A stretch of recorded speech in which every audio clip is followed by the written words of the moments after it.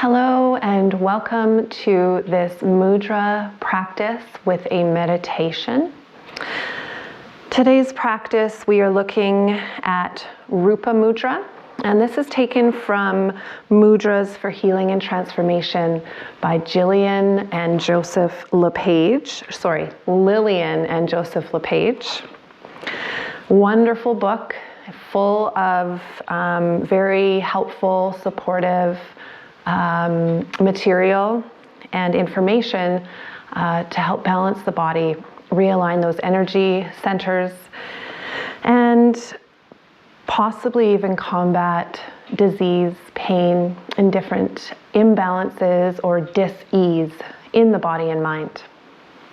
So today we're starting with Rupa Mudra. If you're practicing along, then please find a comfortable seat. You can see I'm on a meditation pillow. If you feel that you're not ready to come to the floor yet, then use a chair, or you can use a couch or a bed. You could even lay down and get ready to practice Rupa Mudra, making sure that you'll be undisturbed for at least the next 10 to 15 minutes. So as with all mudra practices, if at any time you're starting to get cramping or some serious discomfort in the hands, please just let it go. You can always come back. I actually suggest coming back to it if it feels okay to just start practicing in smaller increments. So maybe starting with whether it's a 15-second practice and then building from there. Oftentimes the mudra doesn't serve us at all, so if you're feeling like that, then just let it go. There's always another mudra that you could use instead that might serve you better. So Rupa Mudra is the gesture of form, is what it's about, and it's for osteoporosis and the health of the skeletal system. So to do this mudra, you want to bend your thumbs into the palms of the hands and then wrap your fingers around them. Extend your little finger. You can see my right side extends easily, my left side not so much, and that's normal to be different from side to side. Extend them straight out and the index finger straight out. And then turn the palms down. Cross the right hand over the left so that the right wrist rests on top of the left. Interlace the little fingers, so finding a way that you can comfortably interlace. I feel some discomfort here, but not enough that I'm going to regret this later. So a good rule of thumb is that if you practice something and you find you have a pain of a level 7 or higher, on the scale of 1 to 10, that maybe you need to do less or not practice that one yet. If you have pain below a 7, that's okay. Pain is a normal part of the body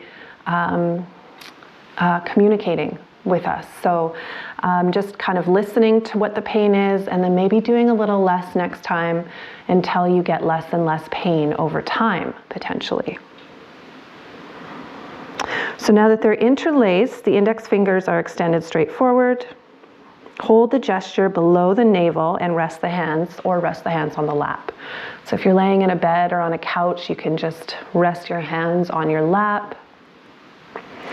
Relax your shoulders, allowing them to slide down the back or snuggle underneath the heart space if you're laying down. And be sure that your spine feels naturally aligned. So if you're sitting on the floor, sometimes our spine tends to round. So a good trick is to lift the hips by sitting on a pillow or sitting on a bolster, something that will allow the spine to have the natural curves. If you need more information on what a natural curve of the spine looks like, then you could reach out and comment below. So once you've found the comfortable mudra, you can rest it. We're going to go through the meditation that's also offered in the book today. And this meditation is a nourishing nectar of the earth.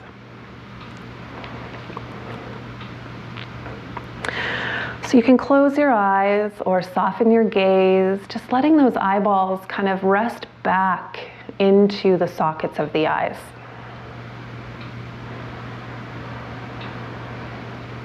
Inviting in a deeper than normal breath, so maybe breathing through the nose all the way into the low belly, and then exhaling out of your mouth. Just kind of letting go, relaxing a little more deeply.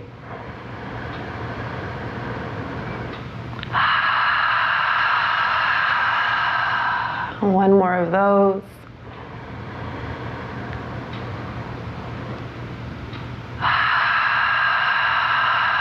And then just return to a regular nose breath. So breathing in through the nose and out of the nose.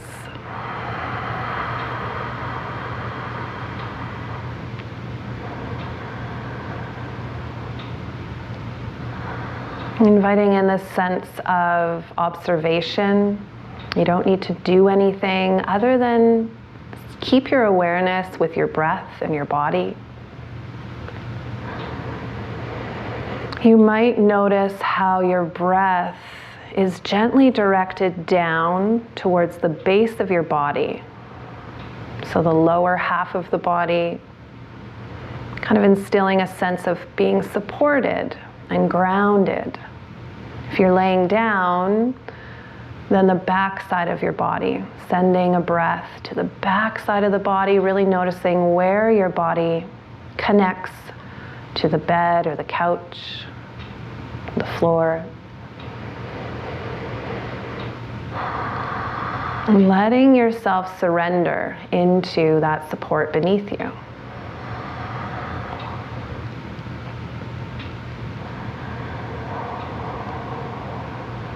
You could think as if you are growing roots into the floor wherever your body connects to the floor or the support beneath you, like the couch or the bed. Imagine you're sprouting roots down into Mother Earth, like a tree. Really strong and rooted.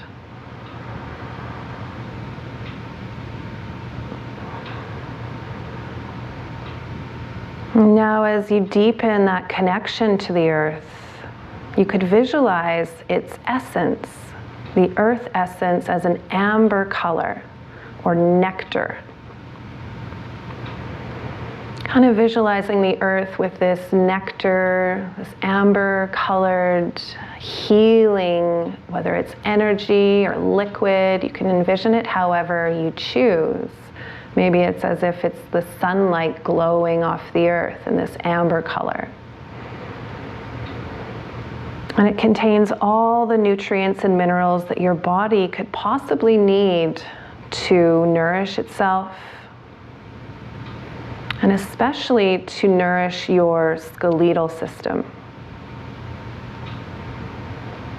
Filling your skeletal system, your skeleton, your bones that are nice and heavy in the body, filling them with this nectar or this amber energy, this healing earth energy.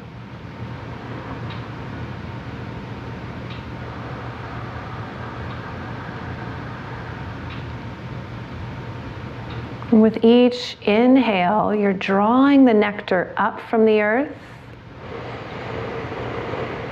And with each exhale, the amber energy nourishes each part of your skeleton, of your skeletal system. And it's nourishing it with support, strength, and stability. So you're just visualizing, inhaling that amber nectar or energy into the bones. And exhaling to completely fill all of your bones with this nourishing nectar.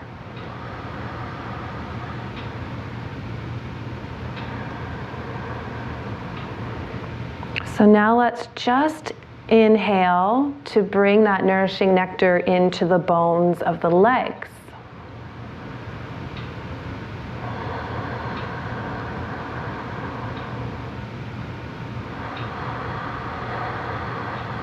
Inhaling to draw the energy up into the legs from the earth. And then exhaling to fill the legs, every part of the bones, the bone marrow, filling all of the entire leg bones with this nourishing energy. And now let's visualize the energy coming into the pelvis.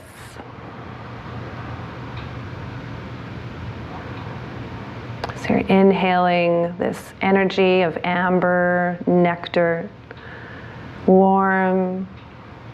You could even find some sensations of tingling through the pelvis. And your hips are bathed with this energy, cultivating optimal bone strength and density. Breathing into the pelvis, nourishing the pelvis bones. So that's hip bones, sacrum, it's like an upside down triangle of the low back.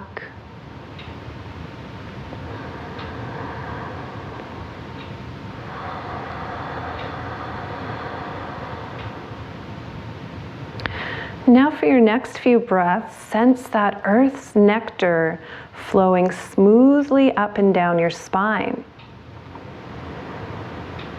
Inhaling to flow up the spine, nourishing each disc of the spine. Exhaling to flow down the spine, this amber, nourishing energy or nectar.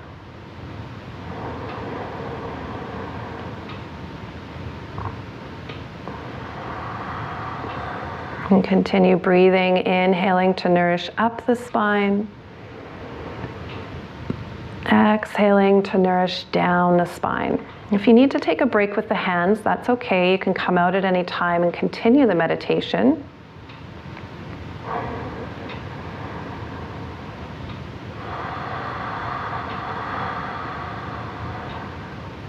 As the spine feels nourished, you can move on to inhale to nourish the rib cage. So you can imagine it's like a healing amber energy coming into your rib cage.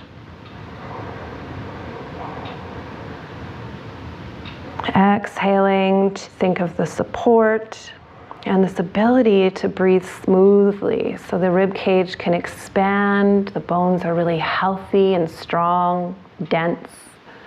Exhaling to gather them back in.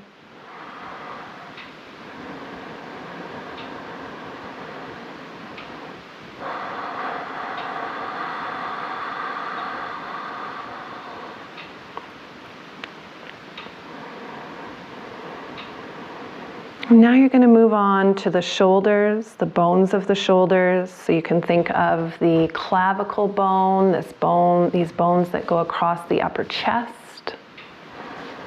Nice and dense, drawing in that amber healing energy. You can think of the shoulder bones that stick out to where the arm attaches.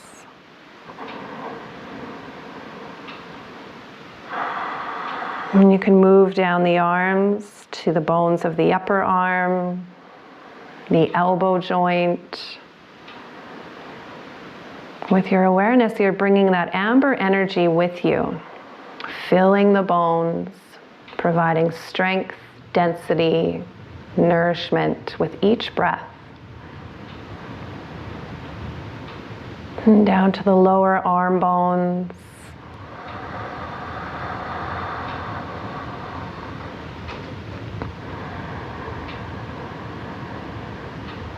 And into your wrists. You can even move the hands if you like, if that's serving you. Unless you're still holding the mudra, then by all means, just maintain that if it's feeling good, if it's feeling okay. And then nourishing into the bones of the hands and the fingers, the joints and the knuckles.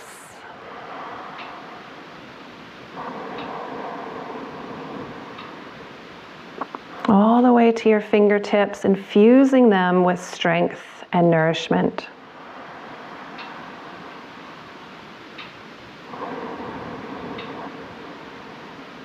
And you can come back to the upper back, noticing the nourishment flow into the shoulder blades.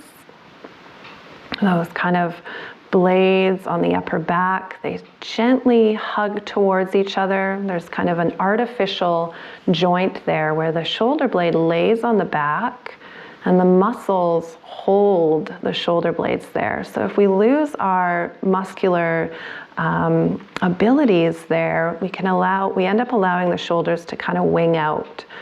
So you want to think of drawing them gently together, just slightly, and down the back. We're filling them with this nourishing amber nectar or energy.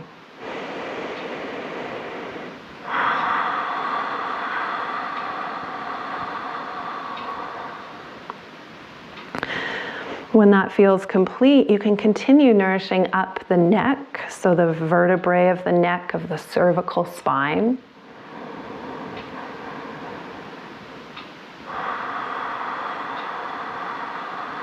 And flowing up into your head, the skull, nourishing all the plates of the skull. They're becoming denser, stronger. And the bones of the face, your jawbone. You might even move it around a little bit as you feel that nectar or energy coming in to nourish it while you're breathing.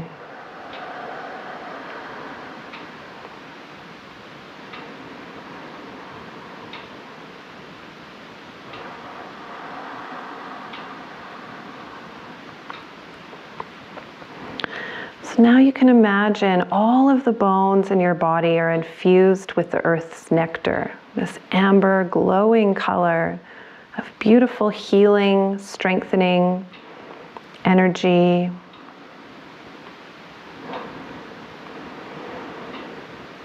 And now that healing energy of amber nectar radiates out through the whole body, permeating through all of your bones. Your entire being is filled, it's almost bursting with this amber colored healing energy, providing you with strength, stability, and this ability to participate in all of the activities that you want to fully and completely. Comfortably. You can say the affirmation to yourself here, nourished by earth energy. My bones are infused with strength and stability.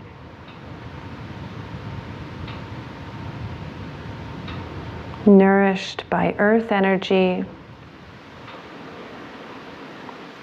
My bones are infused with strength and stability.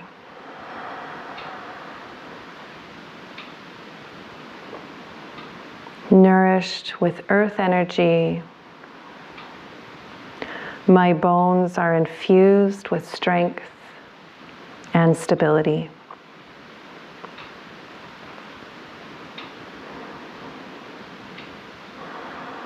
Now, if you're still holding the mudra, go ahead and release it. You can release by taking what I call doggy pause 1, so palms face down, shoulder blades are strong on the back, and then just sending some gentle energy from the shoulder out of the tips of the fingers, all the way through the arms. Then maybe you move the other direction, palms face up.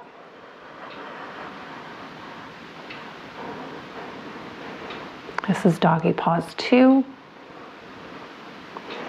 And then another option is called flick the goo. So you just imagine you've got goo on the hands. You're flicking from the stability of your shoulder blades down the arms and out of the fingers. Thank you for sharing that meditation with me. Come back to this anytime. If it felt a little too much today, remember just to be kind, compassionate, patient, and gentle with yourself. If you want to do a shorter practice, you can practice the mudra, and then you can just say the affirmation to yourself 3 times. So if you're doing something maybe on an airplane or somewhere else in the world, you just want to do kind of more of a quick mudra practice and check in, you can use the mudra, and then the affirmation associated is nourished by the healing nectar of the earth. I am fully supported along my journey. So that's another affirmation you can use. I hope you enjoyed, and I will see you in the next one.